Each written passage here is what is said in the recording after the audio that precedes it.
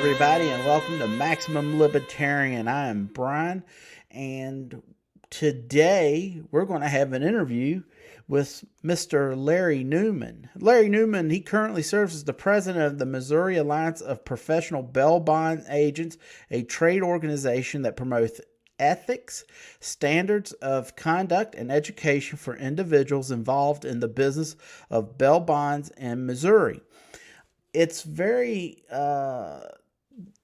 interesting hearing about some of the reforms that people are trying to do when it comes to the cash bail reforms and some of the missteps, like normal, when people in our government, they rush to do something just because there's an uproar, and then in turn they immediately have to start backtracking and trying to correct the situation.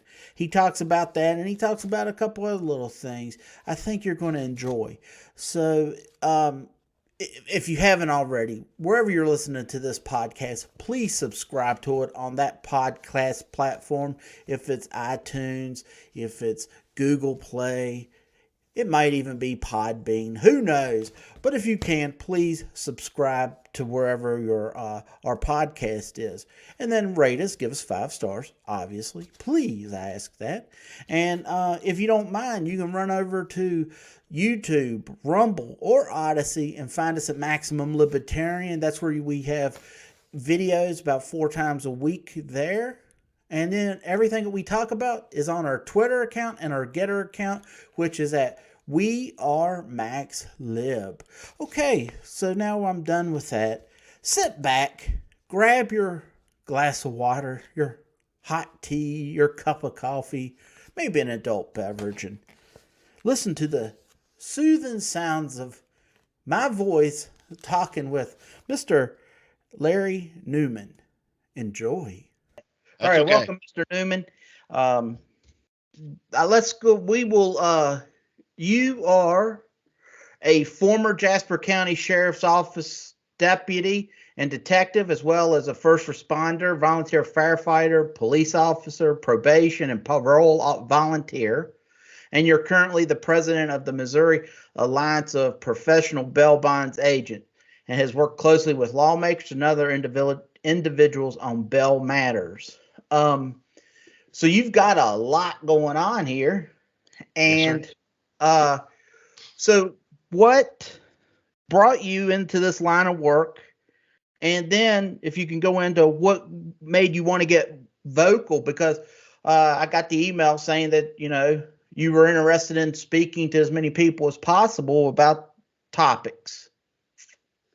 Yes, well, I've been in law enforcement since 2002. I was an insurance agent before that, but I had a friend of mine who was a police officer, just kept after me until I finally broke down and went to work as a police officer. In 2009, I left the sheriff's office and I started doing bail bonds, and not knowing at the time just how closely associated that the bail bondsman was with law enforcement, providing accountability to the court system. And so for the last 10 years, we've been in the bail bond business, or 13 years, I guess. And so I've always been involved in I saw the need for lawmakers, especially, to understand what's going on in the criminal justice system and understand why that we're having all the problems we're having right now with the increase of crime. Okay. And I saw in the email that you had talked about, there was one incident, and I think in 2019, where an individual was arrested. He got out, and then he put body fluids on another person. Correct? That's what I understand that happened in New York on the subway. Yes. Okay. And now, how long has this been? Has it been a brewing thing with people wanting bail reform? I know once the 90s not the 90s, excuse me, 2020, it was, you had a whole bunch of riots going off in the streets and all that good stuff. How long has this been brewing with bail reform? Has it been something that's always been brewing, or? Well, there's always been the ultra liberals out there that wanted to consider the criminals as a poor, misunderstood individual, Mhm. but really goes back to the person that said that they wanted to fundamentally change America. That was about 12 to 14 years ago. So there's been a push in the last 12 to 14 years to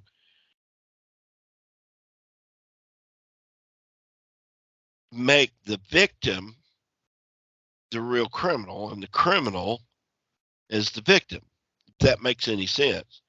Right. Uh, we've turned our back on the victim of crime. We've taken the statutes that were written by our legislator and we've thrown them out the window because people that commit crimes now are supposed to be pitied and they're supposed to be turned loose, let go. They're misunderstood. And basically, what we've done is we've just opened the door for them to commit more crime. Correct. So, well, violent crimes are on the rise across the country. I mean, I know from New York to where you're at. Are you still in Missouri, I assume? Yes. Okay. And then with the violent crime on the rise, our leaders from federal to state levels, they're wanting to make all these fundamental changes, and they're tripping over themselves a lot of times to make changes that don't make sense because then they have to go back and reverse the policies that they just put in. Right.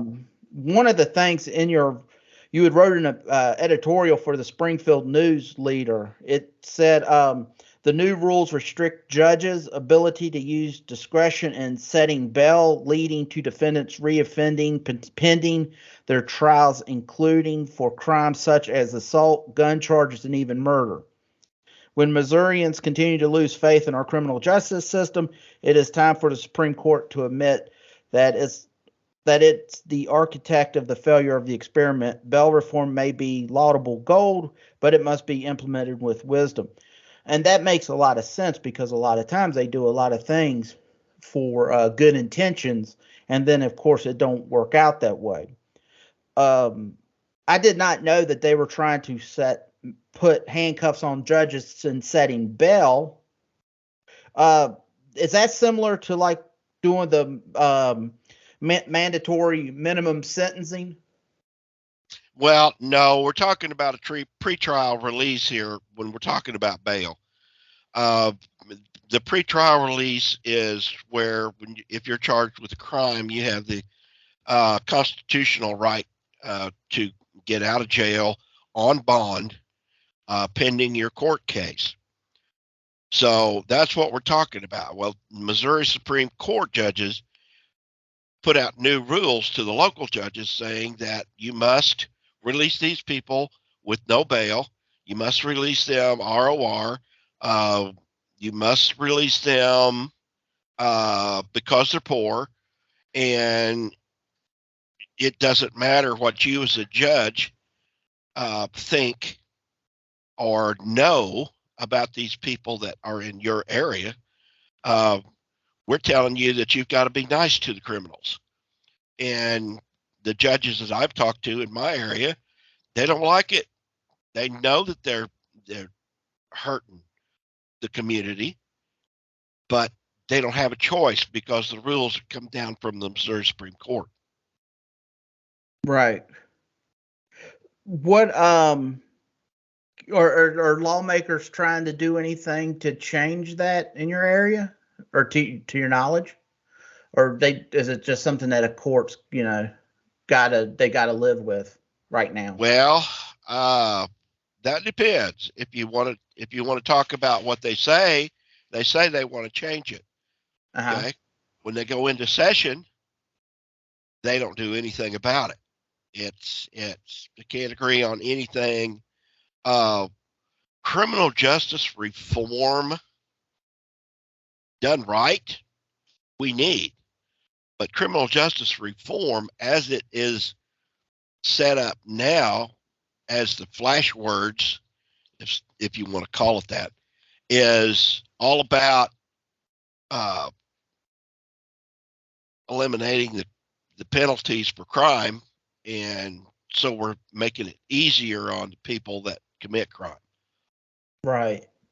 Is there anything in particular, like right now, if you were able to sign something, get something put into law, that you could make a change, what would that one thing that we should be focusing on being?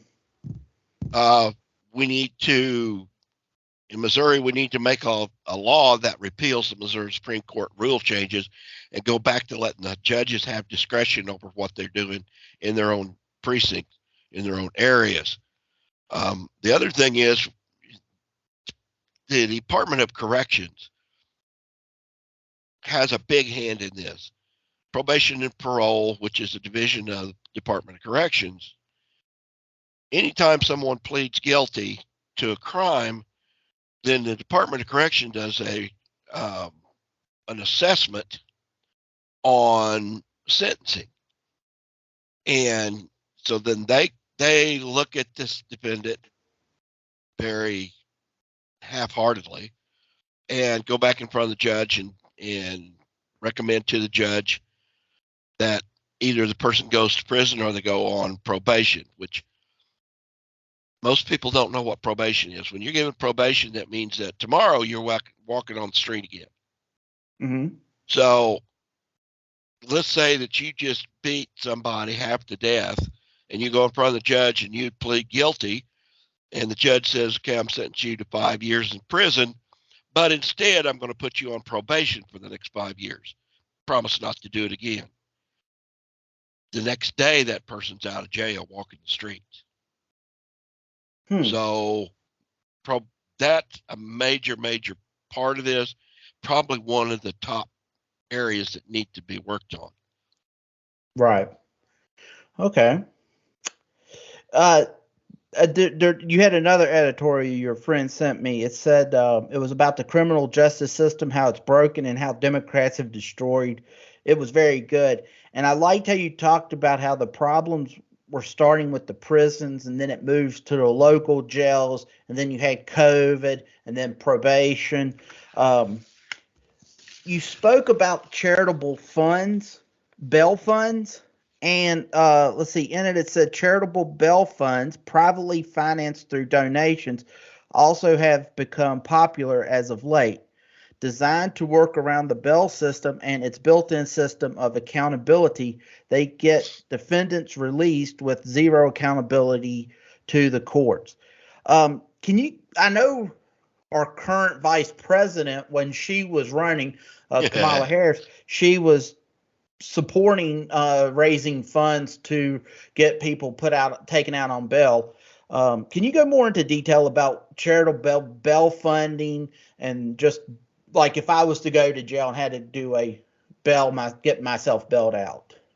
Well, the charitable bail funds came about a few years ago when the large amount of riots was going on, where people were destroying property, setting fire to property, committing all kinds of crimes, and they would get arrested and taken to jail.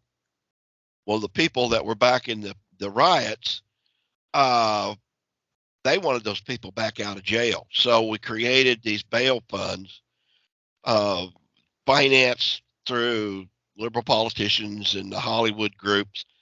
They donated money. So as soon as one of the rioters went to jail, they could run right down there and post that bail, and that rioter would be back out. So that's where it came from. That's where the start of it was. So then it grew to be anybody committing a crime they're not really a criminal. They're only doing it because they're hungry or they're broke or whatever, which we all know is totally false. But that's where that bail fund started. Now there's a investigation going on in California over one of the bail funds, about several $1 million missing from the bail fund, but they don't know where it went. In Missouri, the bail funds, for the most part, have left the state because there's a statute in Missouri that says that whoever posts the bond, regardless of who posts the bond for an individual, that the refund of that bond goes to the individual. So in that instance, where you would have the bail fund putting up money for somebody to get out, if they go to court and the case is either dropped or they plead guilty and the refund of that bond money is paid, it was to go to the defendant. So the bail fund wasn't getting any of their money back. So they shut down in Missouri. Okay. Let's go into, I was just looking up trying to see what it said here, some alternatives to cash bail reforms. What I'm going to do is I got this list. This was from m4bl.org. It's movementforblacklives.org. And it gives like some of their demands. And if you can, what I'm going to do is I'll just say what it says is like one is they had three demands. One was end money bail and pre-trial detention. If you can just go over, I'll read the three off. If you could just tell me why maybe it wouldn't be a good idea in the aspect of, because I know when it was really hot back in 2020, one of the things that I saw was like, hey, end the prison system. And it makes no sense to me because it's like, well, where do the bad guys go? And no one would give me an answer. So if I say like end money bail and pre-trial detention, what would you say to that? Well, okay, you've just scrapped all of your criminal statutes. Okay. Okay. You have taken any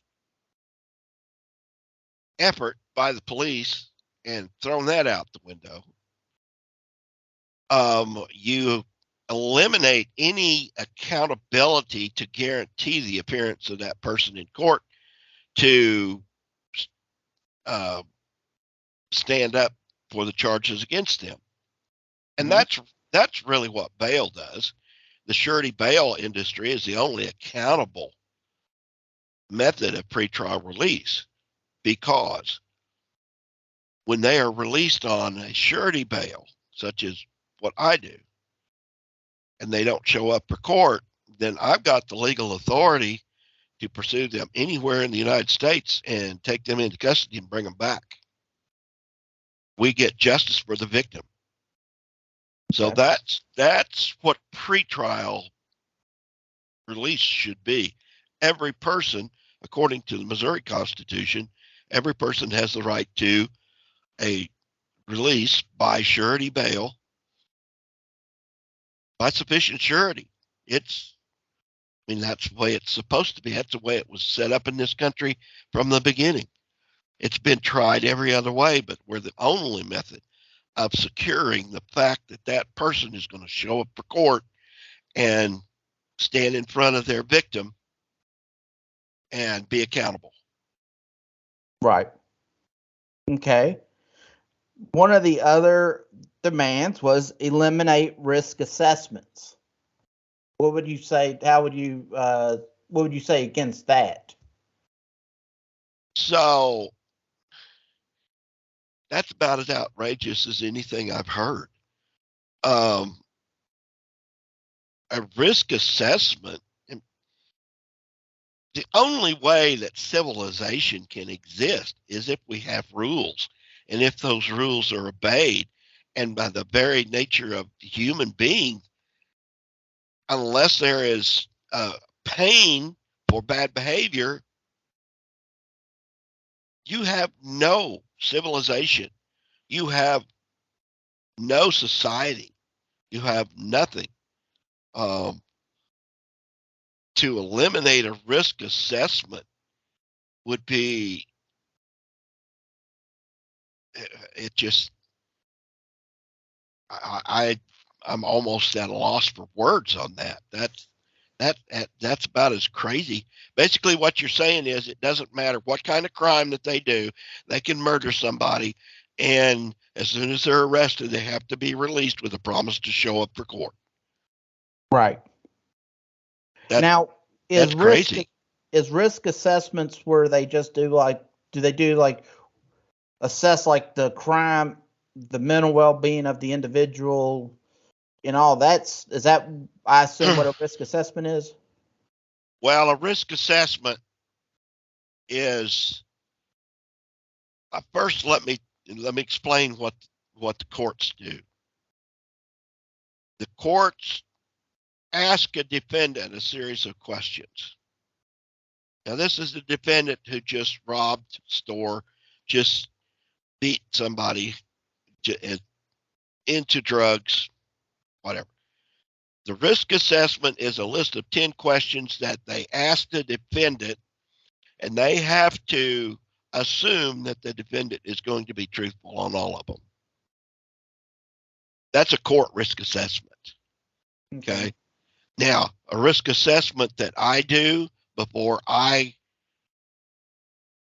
provide the opportunity for a defendant to be released from jail, the risk assessment that I do is I talk to mom, dad, brother, sister, grandma, grandpa, employer. I talk to everybody to find out what the risk to the community, to an individual, or the flight risk is.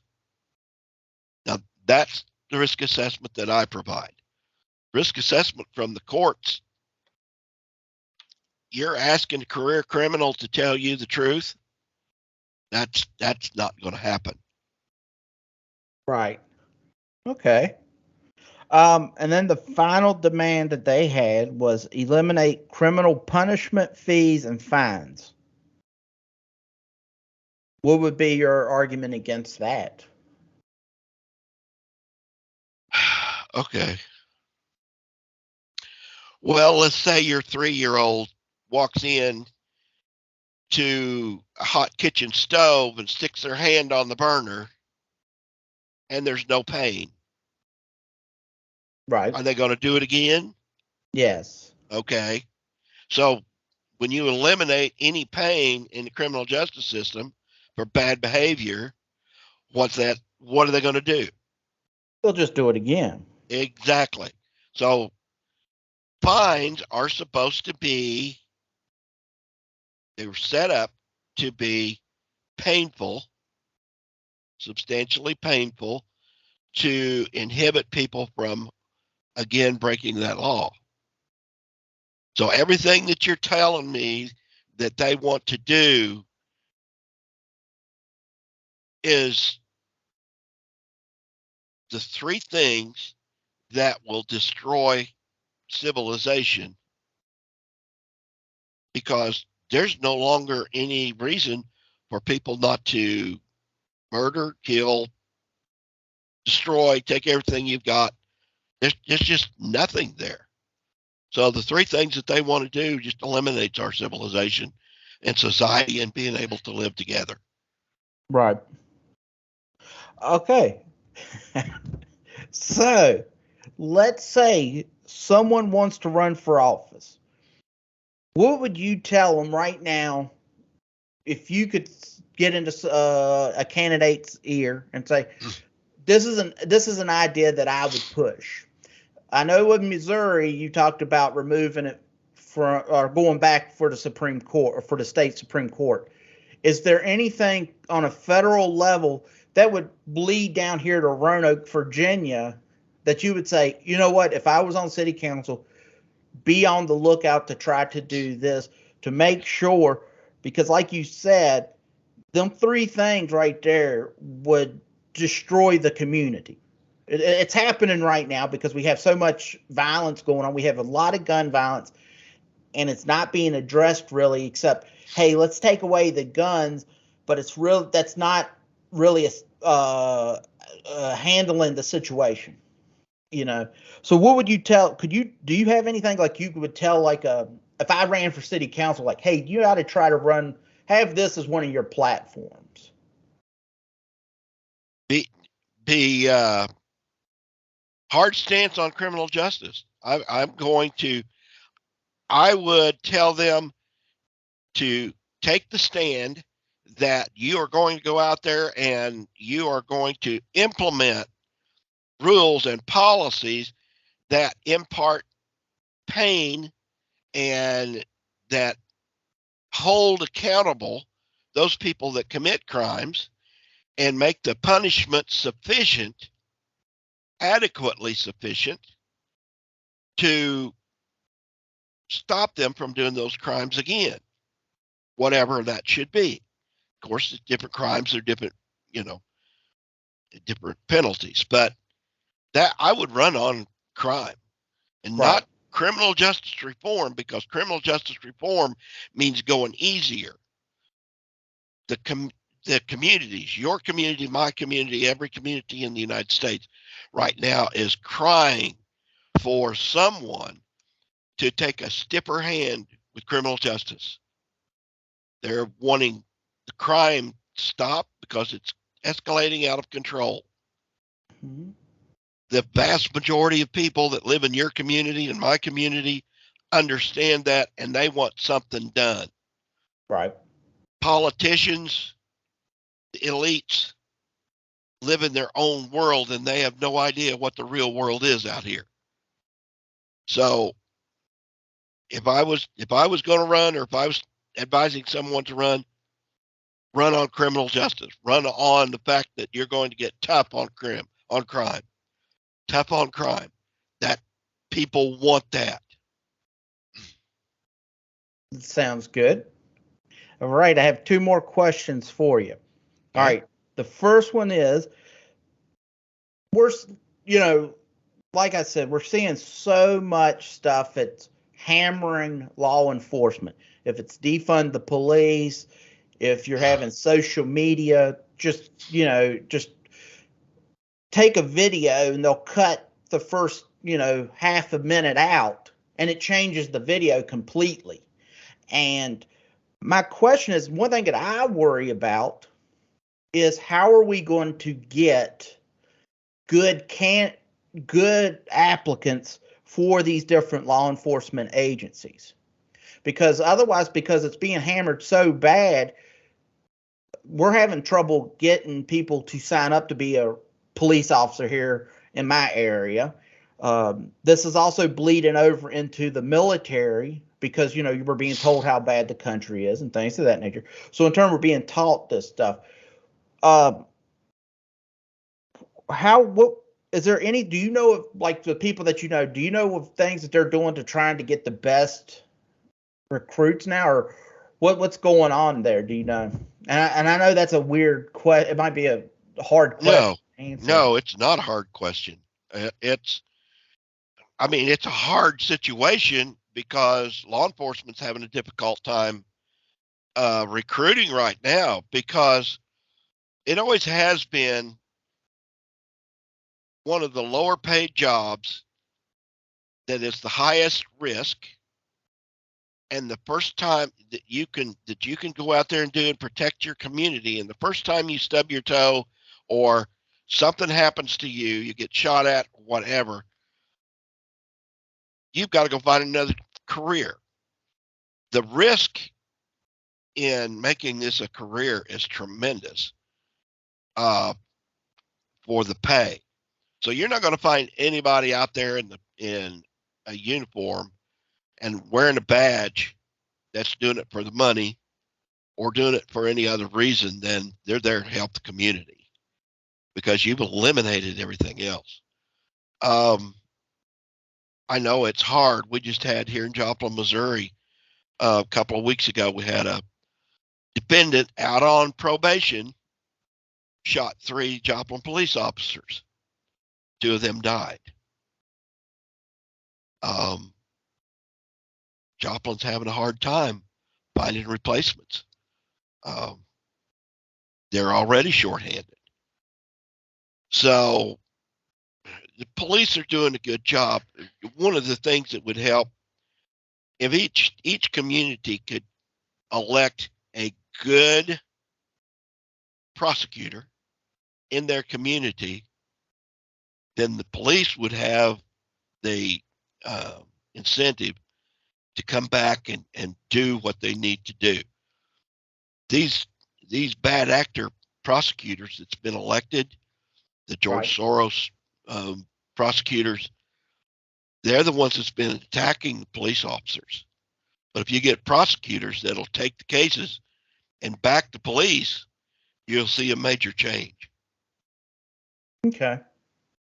And then I guess the final question is, do you have any final words, and where can people, if they want to talk to you or get more information about you, do you have a website or anything that you would like to lead them to? Well, our website is aaawaybellbonds.com. And they can go there and ask questions and stuff. I'm a bail bond agent, but with my background in law enforcement and everything else, gives me the unique opportunity to talk about these things with people, and I'm glad to. But that would be the location to go, aaawaybellbonds.com, and send me an email. Okay. But I really appreciate the opportunity to come and talk to you today. It's been fun. Yeah. Well, thank you so much for coming on. And I know what I'm going to do is I'm going to get you to come back in June or July, and you'll actually speak to the Roanoke Valley Libertarians. And, I think this is an issue that people need to be made aware of, and it's getting pushed under. We have other things happen. They flash the light, and we're looking over there, and the real issues that's happening take place. That really affect our lives. Yeah. All right. So thank you so much. Thank you. And I'll see you shortly. Gotcha questions are never a bad problem. Okay. All right. Talk to you later. Well, thank you once again to Mr. Larry Newman for coming on and talking on the podcast about cash bail reform, giving us some ideas that we should do to fix the situation that we're in and to make it a stronger system. If you haven't already, please subscribe to us on whatever podcast platform that you're listening to. Rate us 5 stars if you don't mind. I'd greatly appreciate it. And then you can go over to either YouTube, Odyssey, or Rumble. Follow us and subscribe to us there at Maximum Libertarian. And all the news topics that we talk about, you can find on Getter and Twitter at WeAreMaxLib. So until next time, my friends, see you later.